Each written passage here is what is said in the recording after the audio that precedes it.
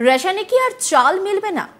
পুজোর আগে বেশ চাপেই মনে হচ্ছে মমতার সরকারকে। কিন্তু কেন বলুন তো?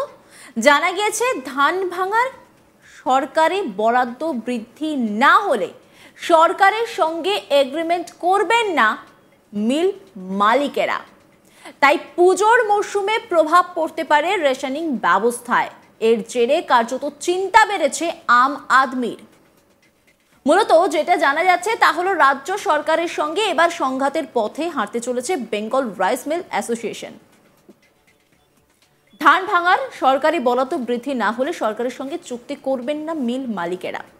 ফলে রেশনিং ব্যবস্থা বিপর্যস্ত হওয়ার সম্ভাবনা। সহায়ক মূল্যে চাষিরা ধান বিক্রি করতে না পারলে ফোরেদের দাপট বৃদ্ধির আশঙ্কাও রয়েছে।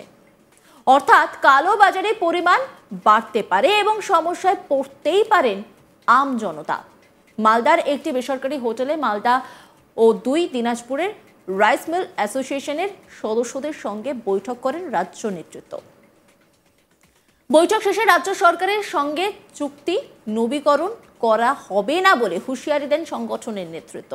সংগঠনের তরফে জানানো হয়েছে প্রতি কুইন্টাল ধান ভাঙাতে তাদের খরচ হয় 100 টাকার উপরে, অথচ তারা পান মাত্র 30 টাকা, যার মধ্যে কেন্দ্র সরকার দেয় 20 টাকা, রাজ্য সরকার দেয় 10 টাকা।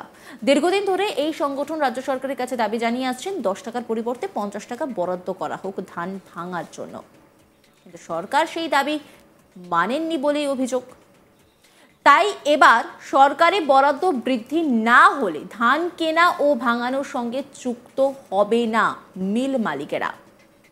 আব্দুল মালেক তিনি বলছেন, নয় দাবি না মানলে চুক্তি করব না, আমাদের দাবি না মানলে সরকারের সঙ্গে চুক্তি করব না, আমাদের বাঁচতে হবে, আমাদের মৌখিকভাবে বলা হয়েছিল। কি বলছেন তিনি, শোনাব আপনাদের। সহায়ক মূল্যে ধান নিয়ে সেই ধানের যে রেজাল্টেন্ট রাইস, সেই রাইস আমরা যথাসময়ে সরকারের ঘরে পৌঁছে দিয়ে সরকারের যে 10 কোটি মানুষকে রেশন ব্যবস্থা, সেই ব্যবস্থাকে সচল রাখার লক্ষ্যে আমরা এতদিন যাবৎ কাজ করে আসছি।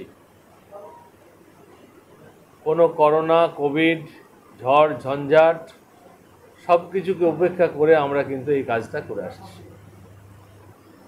আমাদের যে দাবির লক্ষ্যে দাঁড়িয়ে যে আন্দোলন, আমরা সরকারের যে নীতি ছিল যে 18 তারিখের যদি কেউ আপনার এগ্রিমেন্ট করে তার জন্য তাকে একটি সুযোগ সুবিধা দিয়ে দেওয়া হবে, মানে একটা ললিপপের মতো যাই হোক আর কি, সেটা দেখানো হয়েছিল। সেই সুযোগ আমরা নিইনি।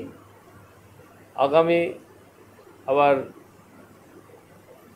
5 তারিখ একটি সুযোগ দেওয়া হয়েছে, 5 অক্টোবর। সেই সুযোগ আমরা কোনো অবস্থাতেই নেব না এবং আমরা এগ্রিমেন্ট করব না। 19 তারিখ দেওয়া হয়েছিল 19 অক্টোবর, সেটাকে আবার ব্যতি করে 20 তারিখ করা হয়েছে। আমরা সেই জায়গাতেও যাব না। বেঙ্গল রাইস মিল অ্যাসোসিয়েশনের রাজ্য কার্যকরী সভাপতি আব্দুল মালেক তিনি এই মন্তব্য করেছেন। তার পাশাপাশি আরও নানা মন্তব্য সামনে আসছে। সঞ্জীব মজুমদার তিনি কি বলছেন, শোনাবো আপনাদের। অলরেডি 9 দফা দাবি আছে, আপনাদেরকে আমরা দিয়ে দিয়েছি। সেই দাবিগুলোর উপর বেশ করে লড়াই করছি। বিশেষ করে ওটিআর, আমাদের বানি milling, inter district movement, government FRK policy দিয়েছি আপনাকে 9টা দাবি। সেই 9টা দাবির উপরই আমাদের বেশ আছে, সেগুলো না মানলে আমরা কিন্তু এগ্রিমেন্ট করবো না। বলছি মূলত যে টাকা বৃদ্ধি, কুইন্টাল প্রতি যে টাকা আপনাদেরকে দেওয়া হয়, যেটা নিয়ে আপনারা বলছেন, কত টাকা করে আপনার দেওয়া হয় এবং কত টাকা আপনাদের ডিমান্ড? 20 টাকা সেন্ট্রাল গভর্নমেন্ট দেয়, স্টেক হোল্ডার থেকে দেওয়া হয় 10 টাকা। এখন আমাদের যেটা হচ্ছে 20 টাকা, যেটা সেন্ট্রাল গভর্নমেন্টে আমরা যাবো না। আমাদের ন্যূনতম দাবি হচ্ছে 60 টাকা হচ্ছে স্টেক হোল্ডার থেকে দিতে হবে, 60 রুপিস। এই দাবি না মানলে কী করবে? ওরা একই কথা, এগ্রিমেন্ট করবো না, চুক্তিই করবো না সরকারের সাথে। যে সহায়ক মূল্যে ধান নিয়ে চাল ভাঙানোর যে চুক্তিটাই করবো না। এর তো একটা এফেক্ট আছে। দেখুন, ইফেক্ট আমাদের ইন্ডাস্ট্রি, আমাদেরকে বাঁচতে হবে। বাকি এফেক্ট যেটা পিডিএস সরকার বুঝবেন। আমরা আমাদের ইন্ডাস্ট্রি বাঁচার লড়াই করবো। পরবর্তী ক্ষেত্রে যেটা আছে সেটা তো সরকার চিন্তা ভাবনা করবেন। আমাদের দাবি দাবা মেনে নিলে নিশ্চয়ই, আমরা এতদিন করে এসেছি, সহায়ক মূল্যে ধান নিয়ে আমরা চুক্তি চাল ভেঙেছি, আবার রাজি হয়ে যাবো। বলছি কতদিন ধরে এই দাবি দাওয়া আপনারা রাখছেন? দাবি দাওয়া তো আমাদের বহুদিন ধরেই চলছে। 22 সাল থেকে লড়াই শুরু হয়েছে। তো আমাদেরকে শুধু মৌখিক আশ্বাস দেওয়া হয়েছিল আপনারা কাজ করুন, হয়ে যাবে, আপনাদের দাবি মেনে নেওয়া হবে।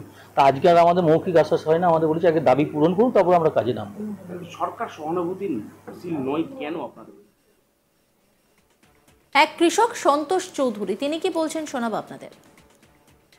নারায়ণপুর 2 বিঘা জমিতে ধান লাগিয়েছি, সরকারের কাছে যদি না বিক্রি করতে পারি তাহলে তো সেরকম আর দামটাই মানে পাবো না, মনে করে দালালের কাছে বিক্রি করতে হবে, তো সেরকমভাবে তো লোনটা আর এরকম করতে পারবো না। এই নিয়ে একটি রিপোর্ট তুলে ধরেছেন আমার কলিগ মিল্টন, দেখাবো আপনাদের।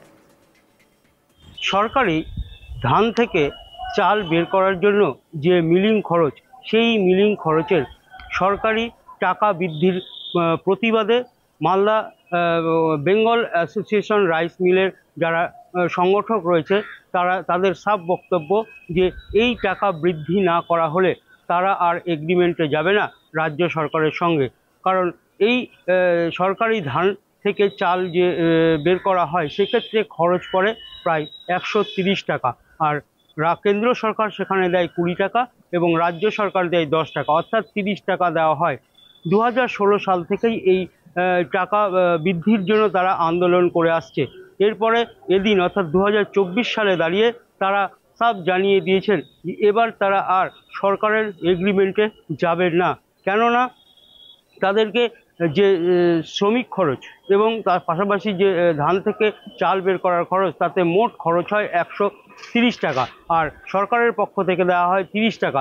100 টাকা তাদের পকেট থেকে যাচ্ছে। স্বাভাবিকভাবে এই খরচ দিন দিন বৃদ্ধি পাচ্ছে, আর এই দাবির জন্য তারা বারবার সরকারের কাছে আবেদন করেছেন যে এই টাকা বৃদ্ধি করা হোক, কিন্তু তারপরেও বিভিন্ন সময় এগ্রিমেন্টের সময় দেওয়া হলেও বিভিন্ন যে রাইস মিলগুলো রয়েছে, বেঙ্গল অ্যাসোসিয়েশনে যে রাইস মিল কর্তারা রয়েছেন তারা কখনোই সেখানে যাননি, কারণ তাদের দাবি যতক্ষণ না পূরণ হবে তারা এই আন্দোলন থেকে সরে আসবে না, কারণ তাদের নিজে থেকে খরচ হচ্ছে। তারা আরও জানিয়েছেন যে এই বেঙ্গল রাইস মিল অ্যাসোসিয়েশনের যে কার্যকরী সভাপতি রয়েছেন মালেক বাবু, তিনি জানিয়েছেন যে এই টাকা বৃদ্ধি করতে হবে এবং কিছুদিন আগেই নবান্নর তরফ থেকে জানানো হয়েছিল যে 5ই অক্টোবর তাদেরকে এসে এগ্রিমেন্ট করতে হবে, এরপরে সেটা 18ই অক্টোবর করা হয়েছিল।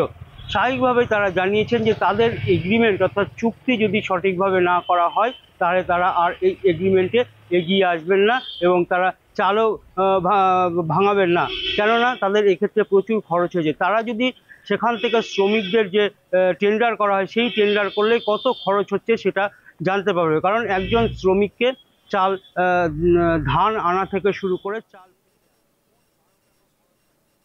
নজর রাখুন আজ তাক বাংলার ইউটিউব স্ট্রিমিংয়ে।